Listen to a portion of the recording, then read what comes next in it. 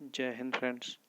आज हम देखते हैं मध्य प्रदेश लोक सेवा आयोग का जो सिलेबस है उसके बारे में हम डिस्कस करते हैं।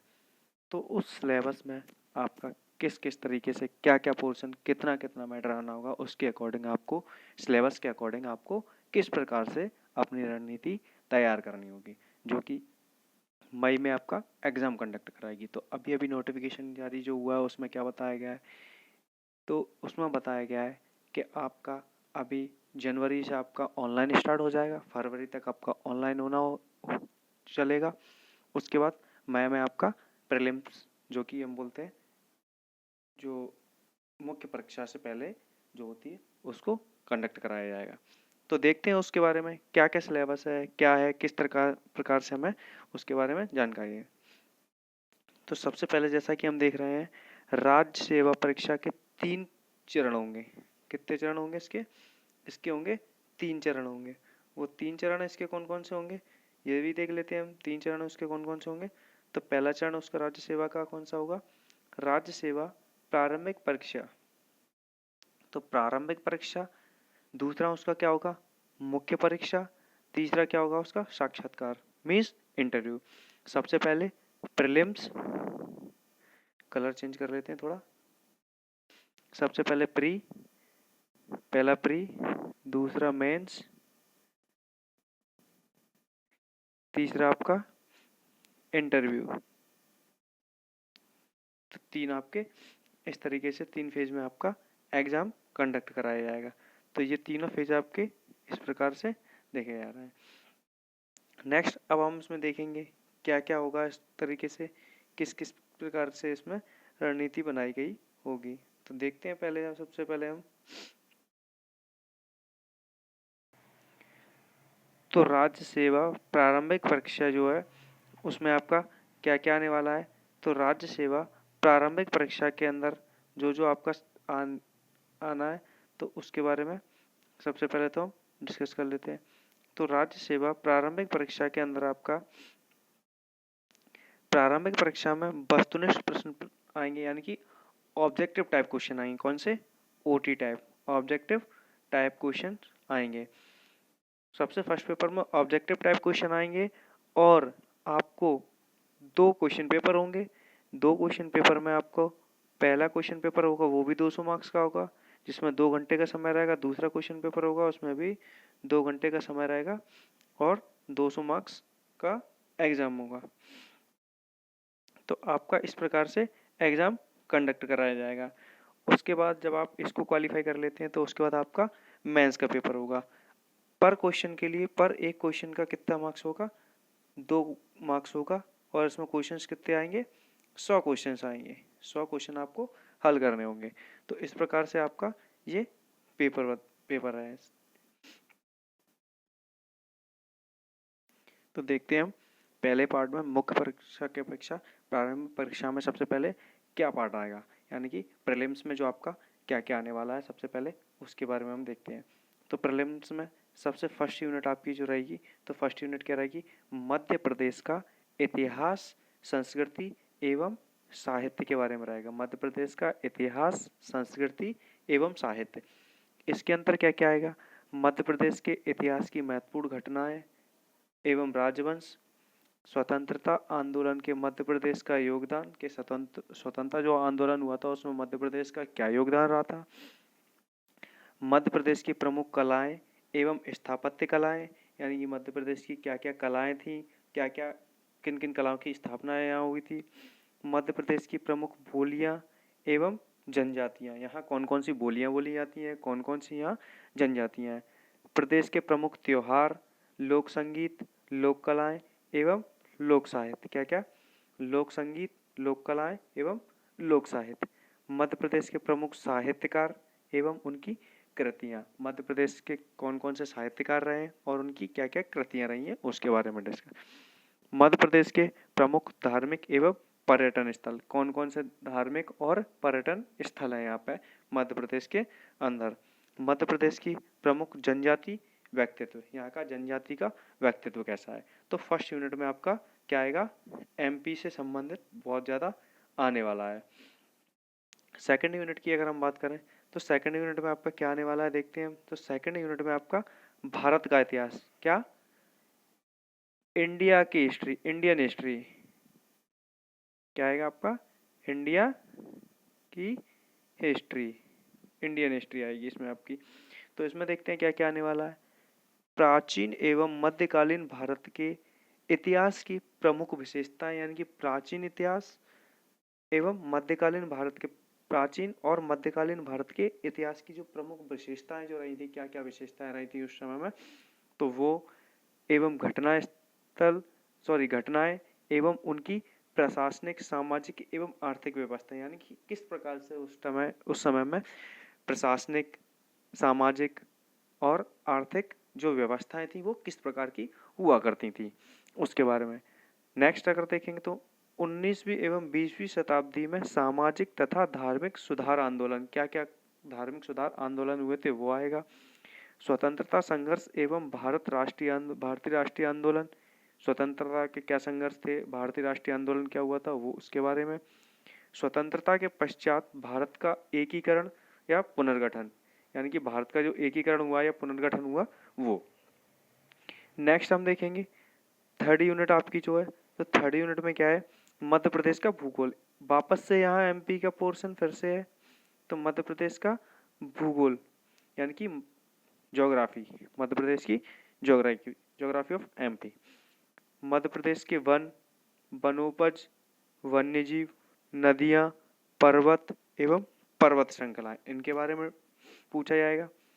मध्य प्रदेश की जलवायु, मध्य प्रदेश के प्राकृतिक संसाधन एवं खनिज संसाधन, मध्य प्रदेश में परिवहन, किस प्रकार का परिवहन है, मध्य प्रदेश की प्रमुख सिंचाई एवं विद्युत परियोजनाएं, मध्य प्रदेश की कृषि, पशुपालन, कृषि आधारित उद्योग, इस टाइप के क्वेश्चंस आपको पूछे जाएंगे। यूनिट 4 की बात करें तो यूनिट 4 में क्या है, तो यूनिट 4 में भारत एवं विश्व का भूगोल, यानी कि भारत का पूछा जाएगा और विश्व का। इससे पहले क्या किसका था, मध्य प्रदेश का था। तो देखेंगे भौतिक भूगोल और प्राकृतिक संसाधन, सामाजिक भूगोल और आर्थिक भूगोल, ये मेन इसके पॉइंट है। तो देखते हैं भौतिक भूगोल के अंदर क्या क्या है। भौतिक विशेषताएं एवं प्राकृतिक प्रदेश, भौतिक विशेषताएं क्या थी इसकी और प्राकृतिक प्रदेश क्या थे। प्राकृतिक संसाधन क्या थे, वन, खनिज संपदा, जल, कृषि, वन्यजीव, राष्ट्रीय उद्यान, अभ्यारण्य या सफारी, इसके बारे में आपसे पूछा जाएगा। नेक्स्ट सामाजिक भूगोल क्या है, तो सामाजिक भूगोल देखते हैं हम जनसंख्या संबंधी जानकारी, ठीक है, जननांकी, जनसंख्या वृद्धि, आयु, लिंगानुपात, साक्षरता एवं आर्थिक गतिविधियों के बारे में आपसे पूछा जाएगा। आर्थिक भूगोल क्या है, आर्थिक भूगोल के अंदर अगर आप देखोगे तो आर्थिक भूगोल के अंदर आता है प्राकृतिक एवं मानवीय संसाधन, क्या प्राकृतिक और मानवीय संसाधन क्या क्या है, जैसे कि उद्योग, यातायात के साधन, विश्व के महाद्वीप, देश, महासागर, नदियां, पर्वत, ये सारी चीजें विश्व की पूछी जाएंगी। विश्व के प्राकृतिक संसाधन, विश्व में क्या क्या प्राकृतिक संसाधन है, कहाँ कहाँ पे है, जैसे कि कहीं क्रूड ऑयल पाया जाता है यानी तेल पाया जाता है, कहीं पे मैग्नीशियम पाया जाता है, कहीं पे लोहा पाया जाता है, कहीं पे कुछ इस प्रकार से। तो इसके बारे में आपसे पूछा जाए क्या क्या संसाधन कहाँ कहाँ पे। परंपरागत एवं गैर परंपरागत ऊर्जा के स्रोत, ऊर्जा के क्या क्या स्रोत है और कहाँ कहाँ पे किस प्रकार, ये पूछा जाएगा आपसे। 5वीं यूनिट अगर हम देखें तो राज्य की संवैधानिक व्यवस्था, क्या राज्य की संवैधानिक व्यवस्था क्या है उसके बारे में आपसे पूछा जाएगा। मध्य प्रदेश संवैधानिक व्यवस्था, जिस प्रकार से राज्यपाल, मंत्रिमंडल, विधानसभा, उच्च न्यायालय इत्यादि के बारे में पूछा जाएगा। मध्य प्रदेश के त्रिस्तरीय पंचायती एवं नगरीय प्रशासन व्यवस्था, मध्य प्रदेश की पंचायती व्यवस्था और नगरीय व्यवस्था किस प्रकार की थी उसके बारे में पूछा जाएगा। त्रिस्तरीय यानी 3 स्तरों की। इसी का पार्ट आता है यानी कि पार्ट ए और पार्ट बी, राज्य की अर्थव्यवस्था, ये तो थी राज्य की संवैधानिक व्यवस्था और ये राज्य की अर्थव्यवस्था। मध्य प्रदेश की जननांकी एवं जनगणना, मध्य प्रदेश का आर्थिक विकास, मध्य प्रदेश के प्रमुख उद्योग, मध्य प्रदेश की जातियां, अनुसूचित जातियां एवं जनजातियां तथा राज्य की प्रमुख कल्याणकारी योजनाएं, यानी कि राज्य के लिए क्या क्या कल्याणकारी योजनाएं चलाई जा रही हैं उसके बारे में भी आपसे पूछा जाएगा। आगे हम देखते हैं यूनिट नंबर 6 में। तो यूनिट 6 में हम जैसा देख पा रहे हैं भारत का संविधान, शासन प्रणाली एवं अर्थव्यवस्था के बारे में पूछा जाएगा। ठीक है, भारत शासन अधिनियम 1919 से 1935 तक के बारे में पूछा जाएगा। संविधान सभा के बारे में पूछा जाएगा। संघीय कार्यपालिका, राष्ट्रपति एवं संसद के बारे में पूछा जाएगा। नागरिकों के मौलिक अधिकार, कर्तव्य एवं राज्य के नीति निर्देशक तत्वों के बारे में पूछा जाएगा, जिसको बोलते हैं डीपीएसपी। इसके बारे में भी आपसे पूछा जाएगा। संवैधानिक संशोधन क्या क्या हुए, सर्वोच्च न्यायालय एवं न्याय व्यवस्था क्या क्या रही, भारतीय अर्थव्यवस्था, औद्योगिक विकास, विदेशी व्यापार, आयात एवं निर्यात के बारे में पूछा जाएगा। वित्तीय संस्थाएं, रिजर्व बैंक के बारे में पूछा जाएगा। राष्ट्रीय एकीकरण बैंक के बारे में पूछा जाएगा, जिस प्रकार सेबी, एनएसई, गैर बैंकिंग वित्तीय जो संस्थान है सेबी वगैरह, तो इनके बारे में आपसे डिस्कस किया जाएगा। नेक्स्ट हम यूनिट नंबर 7 में अगर देखते हैं तो यूनिट नंबर 7 में क्या है, विज्ञान एवं पर्यावरण से संबंधित प्रश्न पूछे जाएंगे। विज्ञान के मौलिक सिद्धांत क्या क्या है, भारत के प्रमुख वैज्ञानिक संस्थान एवं उनकी उपलब्धियां, भारत के जो वैज्ञानिक है उनके संस्थान एवं उनकी प्रमुख उपलब्धियां क्या क्या हासिल की उन्होंने, उपग्रह, अंतरिक्ष और प्रौद्योगिकी, इसके बारे में आपसे पूछा जाएगा। पर्यावरण एवं जैव विविधता के बारे में पूछा जाएगा। पारिस्थितिकी तंत्र के बारे में पूछा जाएगा। पोषण के बारे में पूछा जाएगा एवं आहार एवं पोषक तत्वों के बारे में पूछा जाएगा। मानव शरीर संरचना के बारे में पूछा जाएगा। कृषि उत्पाद तकनीकी के बारे में पूछा जाएगा। खाद्य संस्करण के बारे में पूछा जाएगा। स्वास्थ्य नीति एवं स्वास्थ्य कार्यक्रम के बारे में पूछा जाएगा। प्रदूषण, प्राकृतिक आपदाएं एवं प्रबंधन के बारे में आपसे डिस्कस किया जाएगा। जो क्वेश्चन पेपर में आपको इस तरीके के क्वेश्चन देखने को मिलेंगे। आगे की एक्सरसाइज देखते हैं। यूनिट 8 में देखते हैं हम अंतर्राष्ट्रीय एवं राष्ट्रीय सामाजिक घटनाएं के बारे में डिस्कस किया जाएगा। महत्वपूर्ण व्यक्ति एवं स्थान के बारे में डिस्कस किया जाएगा। महत्वपूर्ण घटनाओं के बारे में डिस्कस किया जाएगा। भारत एवं मध्य प्रदेश की प्रमुख खेल संस्थाएं, खेल प्रतियोगिता एवं पुरस्कार के बारे में पूछा है। यहाँ एमपी आपकी फिर से इंक्लूड हो गई है, याद रखें। सूचना एवं संचार प्रौद्योगिकी के बारे में पूछेंगे, जिसमें क्या आएगा, इलेक्ट्रॉनिक, सूचना एवं संचार प्रौद्योगिकी, रोबोटिक, आर्टिफिशियल इंटेलिजेंस एवं cyber security, e governance, internet, social networking sites, e commerce इत्यादि के बारे में पूछा जाएगा। अब लास्ट 10वीं यूनिट क्या है, राष्ट्रीय एवं प्रादेशिक संवैधानिक संविधिक संस्थाओं क्या क्या है उसके बारे में देखते हैं। भारत निर्वाचन आयोग के बारे में पूछा जाएगा। राज्य निर्वाचन आयोग के बारे में पूछा जाएगा। संघ लोक सेवा आयोग के बारे में पूछा जाएगा। मध्य प्रदेश लोक सेवा आयोग के बारे में पूछा जाएगा। नियंत्रण एवं महालेखा परीक्षक, नियंत्रक एवं महालेखा परीक्षक के बारे में पूछा जाएगा। नीति आयोग के बारे में पूछा जाएगा। मानव अधिकार के बारे में पूछा जाएगा।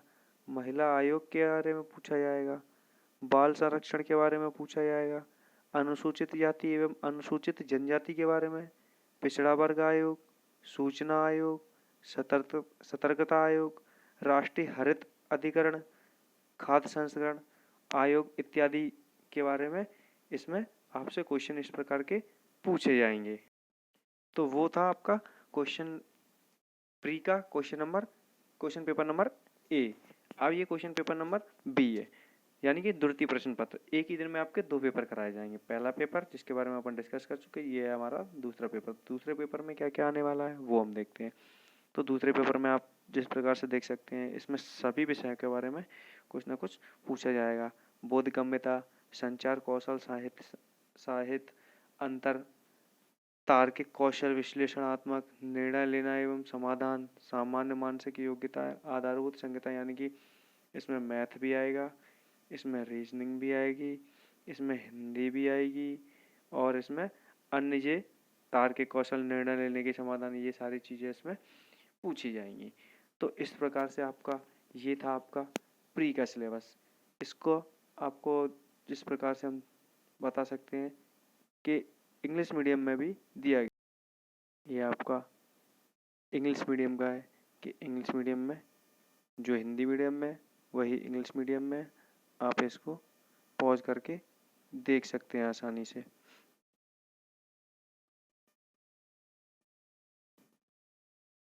ये आप देख सकते हैं physics, economy, geography, economy, constitution, जो भी आपका एग्जाम पॉइंट ऑफ व्यू से इम्पोर्टेंट है वो पूरा इस सिलेबस में आपको दिखाया गया। आप यहाँ से अपने एक एक टॉपिक के बारे में बिल्कुल तैयारी कर सकते हैं। यहाँ से आपको कोई भी समस्या नहीं होने वाली है। मैंने आपको जिस तरीके से दिखा दिया, ये पहला पेपर का हो चुका है हमारा। दूसरे पेपर का हम देख लेते हैं जो इंग्लिश मीडियम का चल रहा है। हिंदी मीडियम का हम ऑलरेडी देख चुके हैं। कॉम्प्रिहेंसिव, इंटरवेंशन स्किल वगैरह ये सारी आपको दे रखी है इसमें जो जो आएगा। तो इस प्रकार की वीडियो के लिए आप हमारे चैनल को लाइक, शेयर, सब्सक्राइब एंड अधिक से अधिक लोगों तक इसको पहुंचाने की कष्ट करें, जिससे कि और लोग भी देखेंगे तो उनको भी इसके बारे में नॉलेज हो सकेगी। धन्यवाद।